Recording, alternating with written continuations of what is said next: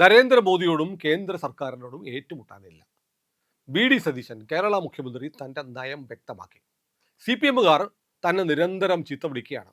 കേന്ദ്രത്തോട് സമരസപ്പെട്ടു പോണു, കേന്ദ്രവുമായിട്ട് ഏറ്റുമുട്ടുന്നില്ല എന്നൊക്കെ പറഞ്ഞ് CPM-കാർ വിമർശിക്കുകയാണ്. എന്നെ അതിന് കിട്ടില്ല. കേന്ദ്രവുമായി യുദ്ധം പ്രഖ്യാപിക്കാനല്ല ഞാൻ കേരളത്തിൻ്റെ മുഖ്യമന്ത്രിയായിരിക്കുന്നത്. നോക്കൂ, സതീശൻ വളരെ കൃത്യമായി ക്രിസ്റ്റൽ ക്ലിയർ ആയിട്ട് പറഞ്ഞിരിക്കുന്നു, താൻ കേന്ദ്ര വിരുദ്ധ സമരങ്ങൾക്കില്ല. CPM-കാർ തന്നെ അതിൻ്റെ പേരിൽ ആക്ഷേപിക്കുന്നു. പക്ഷേ ഈ നാടിൻ്റെ മുഖ്യമന്ത്രി എന്ന നിലയിൽ കേന്ദ്രവുമായി യോജിച്ച് കേന്ദ്രത്തിൽ നിന്ന് കിട്ടുന്ന പരമാവധി സഹായങ്ങൾ സ്വീകരിച്ച് കേരളത്തെ ഒരു വികസിത സംസ്ഥാനമാക്കി മാറ്റുക എന്നതാണ് തൻ്റെ ലക്ഷ്യമെന്ന് വി.ഡി. സതീശൻ പറയുമ്പോൾ നമുക്കൊരു ബഹുമാനമൊക്കെ തോന്നും. കാരണം കേരളത്തിലെ ഏറ്റവും മികച്ച മുഖ്യമന്ത്രി എന്നുള്ള യശസ് ഉണ്ടാക്കാനുള്ള ശ്രമങ്ങൾ ബോധപൂർവം വി.ഡി. സതീശൻ ചെയ്യുന്നുണ്ട്. സതീശൻ്റെ 1.5 മാസം ഒന്നുമില്ല നെഗറ്റീവ് പറയാൻ, ഒന്നുമില്ല. ചെറിയ ചെറിയ കുഴപ്പങ്ങൾ പറയാനുള്ളത് ചില CPM ബന്ധമുള്ള അല്ലെങ്കിൽ പാർട്ടിക്കാരല്ലാത്ത ആളുകളെ ഗവൺമെൻറ് ലീഡർമാരാക്കി അങ്ങനെയൊക്കെ ചില കാര്യങ്ങൾ പറയും. പക്ഷേ അഴിമതി ആരോപണം ഒന്നും പറയാനില്ല, സ്വജനപക്ഷപാതം ഒന്നും പറയാനില്ല. മുഖ്യമന്ത്രി എന്ന നിലയിൽ അദ്ദേഹത്തിൻ്റെ പെരുമാറ്റ ദൂഷ്യം എന്ന് പറയാവുന്ന ഒരനുഭവം പോലും ഇല്ല. സതീശനെ രാഷ്ട്രീയമായി അത്ര വലിയ താല്പര്യപ്പെടാത്ത ഒരു മാധ്യമ പ്രവർത്തകനാണ് ഞാൻ. എനിക്ക് കോൺഗ്രസ് രാഷ്ട്രീയത്തോട് വ്യക്തിപരമായി താല്പര്യമില്ല, ഞാൻ കോൺഗ്രസ് രാഷ്ട്രീയത്തിൻ്റെ ആളല്ല. പക്ഷേ വി.ഡി. സതീശൻ എന്ന മുഖ്യമന്ത്രിയെക്കുറിച്ച് എനിക്ക് തുടക്കം മുതൽ കേരളത്തിലെ ഭൂരിപക്ഷം ജനങ്ങളും വെച്ച് പുലർത്തുന്ന പ്രതീക്ഷ വല്ലാതെ മതിപ്പായി മാറുന്ന ഒരു സ്റ്റേറ്റ്മെൻറ്റാണ് സതീശൻ ഇന്നലെ നടത്തിയത്. എവിടെ നടത്തി എന്ന് ചോദിച്ചാൽ ഇന്നത്തെ ന്യൂ ഇന്ത്യൻ എക്സ്പ്രസ്സിൽ സതീശൻ്റെ ദീർഘമായ ഒരു അഭിമുഖം പ്രസിദ്ധീകരിച്ചിട്ടുണ്ട്. അതിലാണ് സതീശൻ പറയുന്നത്, CPM-കാർ ആക്ഷേപിക്കുകയാണ് കേന്ദ്രത്തിനെതിരെ യുദ്ധം ചെയ്യുന്നില്ല, കേന്ദ്രത്തിനോട് യുദ്ധം ചെയ്യുന്നില്ല എന്ന്. കേന്ദ്രത്തിനോട് യുദ്ധം ചെയ്യാൻ വേണ്ടിയിട്ടാണ് ഒരു സംസ്ഥാനത്ത് ഒരു മുഖ്യമന്ത്രി അധികാരത്തിൽ വരുന്നത്? ഈ കേരളം എന്ന് പറയുന്ന സംസ്ഥാനം ഇന്ത്യയുടെ ഏറ്റവും താഴത്ത് പാവയ്ക്ക പോലെ കിടക്കുന്ന ഒരു കൊച്ചു സംസ്ഥാനമാണ്. വളരെ ചെറിയ സംസ്ഥാനം, 4 കോടി ജനങ്ങളും ഒക്കെയുള്ള വളരെ ചെറിയ ഒരു 3864 ചതുരശ്ര കിലോമീറ്റർ മാത്രം വിസ്തൃതിയുള്ള ഒരു ചെറിയ സംസ്ഥാനം. ഈ സംസ്ഥാനം കേരളത്തിൻ്റെ ഇന്ത്യയുടെ ഏറ്റവും താഴെ കിടക്കുന്ന സംസ്ഥാനം എന്ന് മാത്രമല്ല, സാമ്പത്തികമായും നമ്മൾ ഏറ്റവും താഴെ നിൽക്കുന്ന ഒരു സംസ്ഥാനമാണ്. ഈ നാട്ടിൽ വലിയ വ്യവസായങ്ങളില്ല, ഉണ്ടോ? കേരളം ഒരു കൺസ്യൂമർ സ്റ്റേറ്റ് ആണ്. എന്തുകൊണ്ടാണ്? കേരളത്തിൽ ഭരണകാലത്ത് ഉണ്ടാക്കിയ ഈടുവയ്പ്പുകളല്ലാതെ കേരളത്തിൽ വലുത് എന്ന് പറഞ്ഞ് ചൂണ്ടിക്കാട്ടാൻ ഒന്നുമില്ലാത്ത അവസ്ഥ. ഇതിനൊരു മാറ്റം വേണമെന്നാണ് രാജീവ് ചന്ദ്രശേഖർ പറയുന്നത്. കേരളം വികസിക്കണം, വികസിത കേരളം എന്നുള്ള മുദ്രാവാക്യമാണ് RC കേരളത്തിലെ BJP-യുടെ അധ്യക്ഷനായി വന്നതിന് ശേഷം മുന്നോട്ട് വെച്ചത്. ഏതാണ്ട് അതിന് സമാനമായ നിലപാടാണ് ഇപ്പോൾ വി.ഡി. സതീശൻ എടുക്കുന്നത്. സതീശൻ പറയുന്നു, ഞാൻ ധനകാര്യമന്ത്രിയാണ്, GST കൗൺസിൽ യോഗത്തിൽ പങ്കെടുക്കണം, നീതി ആയോഗിൽ പങ്കെടുക്കണം, ഒരുപാട് പൈസ കേന്ദ്രത്തിൽ നിന്ന് കേരളത്തിന് കിട്ടാനുണ്ട്, ഇനി കിട്ടുന്നതിൽ കൂടുതൽ വിഹിതം കിട്ടാൻ ആവശ്യപ്പെടാനുണ്ട്. അതുകൊണ്ട് ഞാൻ എന്തിന് യുദ്ധം പ്രഖ്യാപിക്കണം? ഞാൻ പ്രധാനമന്ത്രിയെ കണ്ടു, ആഭ്യന്തരമന്ത്രിയെ കണ്ടു, ധനകാര്യമന്ത്രിയെ കണ്ടു, കൂടാതെ തുറമുഖ വകുപ്പ് മന്ത്രിയെയും കേന്ദ്രത്തിൽ പോയി കണ്ടു. ഇതൊക്കെ എൻ്റെ സൗഹൃദം ഞാൻ അങ്ങോട്ട് കാണിക്കുകയാണ്. പ്രോട്ടോക്കോളിൻ്റെ പ്രശ്നമുണ്ട്. മുഖ്യമന്ത്രിമാർ സത്യപ്രതിജ്ഞ ചെയ്ത് കഴിഞ്ഞാൽ പ്രധാനമന്ത്രിയെ പോയി കാണുക എന്നുള്ളത് മര്യാദയാണ്. അതിൻ്റെ ഭാഗമായി പോയി കണ്ടു, ആ ബന്ധം നിലനിർത്താൻ ആഗ്രഹിക്കുന്നു. കേന്ദ്രമന്ത്രിമാരെല്ലാം എനിക്ക് സർവാത്മന പിന്തുണ പ്രഖ്യാപിച്ചിട്ടുണ്ട്. പിന്നെ ഞാൻ എന്തിന് സമരം ചെയ്യണം? രാഷ്ട്രീയം വേറെയാണ്. കേന്ദ്രം ഭരിക്കുന്ന പാർട്ടിയുടെ രാഷ്ട്രീയത്തിനെതിരെ എൻ്റെ പാർട്ടി നിലപാടെടുക്കുമ്പോൾ AICC മുന്നോട്ട് വെക്കുന്ന രാഷ്ട്രീയ നിലപാടുകൾക്കൊപ്പം കോൺഗ്രസ്സുകാരനായ ഞാനും നിലപാടെടുക്കും. അതല്ലാതെ കേന്ദ്രം എന്തു ചെയ്താലും എതിർക്കണം, കേന്ദ്രത്തിനെ കേരളത്തിൽ കാലുകുത്താൻ അനുവദിക്കത്തില്ല എന്നൊന്നും പറയാൻ പറ്റില്ല. കാരണം ഭരണഘടനാ വ്യവസ്ഥ അങ്ങനെയല്ല. അതുകൊണ്ട് കേന്ദ്രവുമായി ഒരുമിച്ച് പോകും. ഇത് CPM-കാരുണ്ടാക്കിയ ഒരു കോയിൻ ചെയ്തെടുത്തൊരു വാക്കാണ്. ഭരണവും സമരവും ഒരുപോലെ.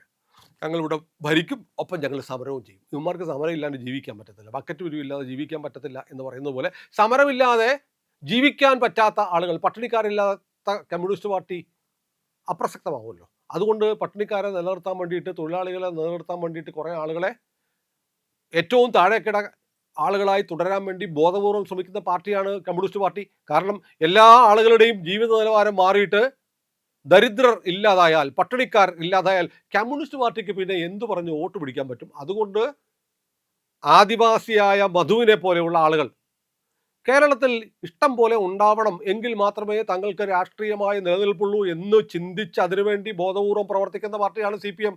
അതുപോലെ സമരം വേണം, ഗുണ്ടായിസം കാണിക്കണം, ആരെങ്കിലും ചീത്ത പറയണം. എപ്പോഴും ശത്രുസ്ഥാനത്ത്, ശത്രുപക്ഷത്ത് ആരെയെങ്കിലും കണ്ടു മാത്രമേ CPM-ന് മുന്നോട്ട് പോകാൻ പറ്റൂ. അതിനു വേണ്ടിയിട്ട് കേരളത്തിൽ ഭരണം കിട്ടിയാലും കേന്ദ്രത്തിനെതിരെ സമരം ചെയ്യും. നായനാരുടെ കാലത്തൊക്കെ എത്ര നീചമായ സമരം, ഡൽഹി പോയി സമരം, മുഖ്യമന്ത്രി കുത്തിയിരിക്കുന്നു.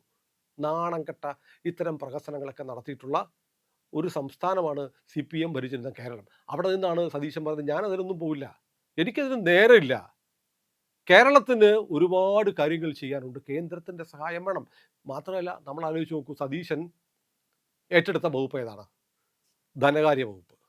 ധനകാര്യ വകുപ്പ് കയ്യിലിരിക്കുന്നു എന്ന് പറഞ്ഞാൽ ഈ സംസ്ഥാനത്തിൻ്റെ പണസഞ്ചി സതീശൻ്റെ കയ്യിലാണ് എന്ന് പറഞ്ഞാൽ കേരളത്തിലെ എല്ലാ വകുപ്പുകൾക്കും പ്രവർത്തിക്കാൻ പണം വേണം. പണം കൊടുക്കണമെങ്കിലോ ധനകാര്യമന്ത്രി തീരുമാനിക്കണം. ധനകാര്യമന്ത്രി ആരാണ്? മുഖ്യമന്ത്രി. മുഖ്യമന്ത്രി എന്ന നിലയിൽ തൻ്റെ അപ്രമാദിത്വം ഉറപ്പിക്കാൻ കൂടിയിട്ടാണ് സതീശൻ ധനകാര്യ വകുപ്പ് എടുത്തതെന്ന് എനിക്ക് ഒരു സംശയവുമില്ല.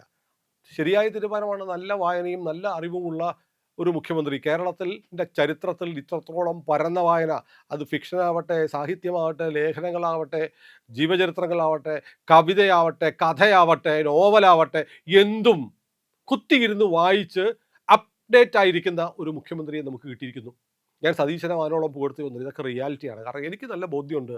എറണാകുളം അന്താരാഷ്ട്ര പുസ്തകോത്സവത്തിൽ വെച്ച് പ്രതിപക്ഷ നേതാവായിരിക്കെ VD സതീശനും ഞാനും തമ്മിലൊരു ഇൻട്രാക്ഷൻ നടന്നു.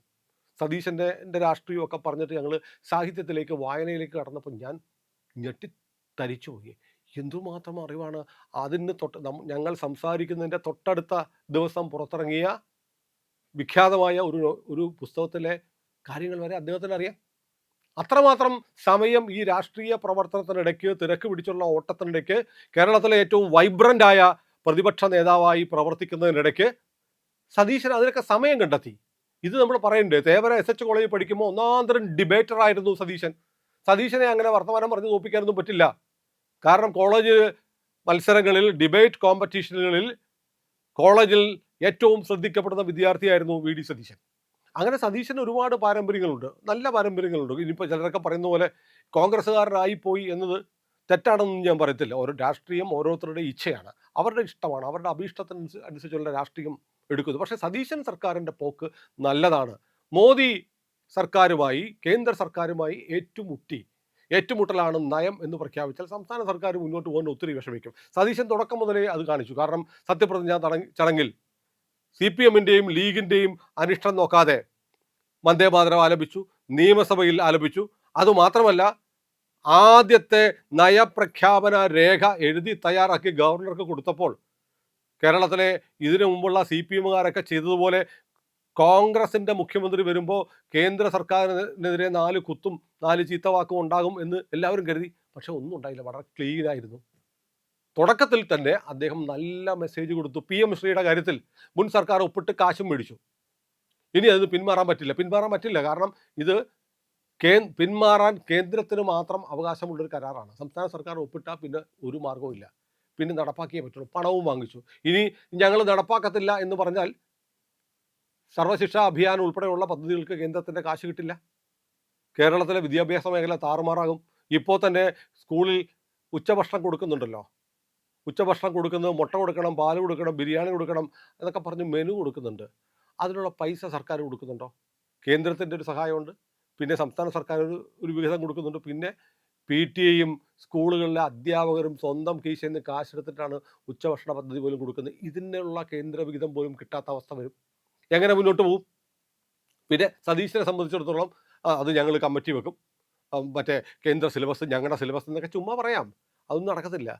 പദ്ധതി ഒപ്പിട്ട് നടപ്പാക്കിയാൽ കേന്ദ്രം പറയുന്നത് പോലെ തന്നെ നടപ്പാക്കേണ്ടി വരും. പിന്നെ കമ്മിറ്റിയൊക്കെ വെച്ചിട്ടുണ്ട് എന്ന് പറഞ്ഞ് അതൊരു രാഷ്ട്രീയം, കണ്ണിൽ പൊടിയിടൽ, അങ്ങനെ ചെയ്യാൻ പറ്റുള്ളൂ. അതൊന്നും തെറ്റല്ല. പക്ഷേ ഇവരെന്താ ആവശ്യപ്പെടുന്നത്? എന്നും കേന്ദ്രത്തോട് സമരം ചെയ്യണം. നോക്കൂ, ഞാൻ കണ്ട ഏറ്റവും രസകരമായ, കൗതുകരമായ, വല്ലാത്ത ഷോക്ക് ഉണ്ടാക്കുന്ന ഒരു സംഭവമാണ് PM റാഹത്ത് എന്ന് പറഞ്ഞ പദ്ധതി. പ്രധാനമന്ത്രിയുടെ പദ്ധതിയാണ് റാഹത്ത്. അതായത് റോഡ് അപകടങ്ങൾ ഉണ്ടായാൽ ആദ്യത്തെ ഗോൾഡൻ അവറിൽ തന്നെ ആ അപകടത്തിൽപ്പെടുന്ന ആൾക്ക് വിദഗ്ധ ചികിത്സ കൊടുത്താൽ അയാൾ രക്ഷപ്പെടും. അങ്ങനെ അപകടത്തിൽപ്പെടുന്ന ആളുകൾക്ക് 1.5 ലക്ഷം രൂപയുടെ ചികിത്സ സൗജന്യം ഏത് ആശുപത്രിയിലും, സർക്കാർ ആശുപത്രിയല്ല, പ്രൈവറ്റ് ആശുപത്രി ഉൾപ്പെടെയുള്ള ആശുപത്രിയിൽ കൊണ്ടുപോയാൽ 1.5 ലക്ഷം രൂപ വരെ കേന്ദ്രം തരും. അതാണ് PM റാഹത്ത് പദ്ധതി. അത് ആ പദ്ധതി നടപ്പാക്കാൻ സംസ്ഥാന സർക്കാർ ഒപ്പിട്ടില്ല പിണറായിയുടെ കാലത്ത്. എന്താ പറയുന്നറിയോ? 1,50,000 ഒന്നും പോരാ കേട്ടോ, ഒരു 5,00,000 എങ്കിലും കിട്ടണം, എന്നിട്ട് ഞങ്ങൾ ഒപ്പിടുള്ളൂ. അത് കിട്ടുമ്പോൾ 5,00,000 കിട്ടട്ടെ എന്ന് വെച്ചാൽ പോരെ. സതീശൻ ചോദിച്ചതാണ്. 1,50,000 തരുമ്പോൾ അത് മേടിക്കും. ഇപ്പോൾ ഒന്നുമില്ലല്ലോ, 1,50,000 മേടിച്ച് വെക്കുക, പിന്നീട് നമുക്ക് 5,00,000 കിട്ടട്ടെ എന്ന് പറയാം. പിണറായി എന്താ ഇത്, 5,00,000 ആകാതെ ഞങ്ങളിത് വാങ്ങൂല. ആർക്കാണ് പോകുന്നത്? ഇവിടുത്തെ പാവപ്പെട്ട ജനങ്ങൾക്ക്. അവൻ്റെ നികുതിപ്പണമാണ് കേന്ദ്ര പദ്ധതി എന്ന് പറയുന്നത്.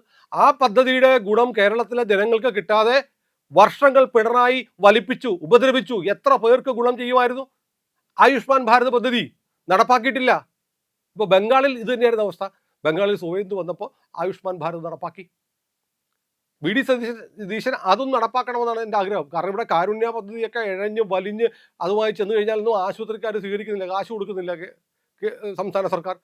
അതേസമയം കേന്ദ്രത്തിൻ്റെ പദ്ധതി 5,00,000 രൂപ വരെ സൗജന്യ ചികിത്സ കിട്ടുന്ന പദ്ധതി എത്ര 10 വർഷത്തോളമായി ഇവിടെ നടപ്പാക്കാതെ കുറ്റകരമായ അനാസ്ഥ, ഉപേക്ഷ കാണിച്ചിരിക്കുകയായിരുന്നു പിണറായി വിജയൻ.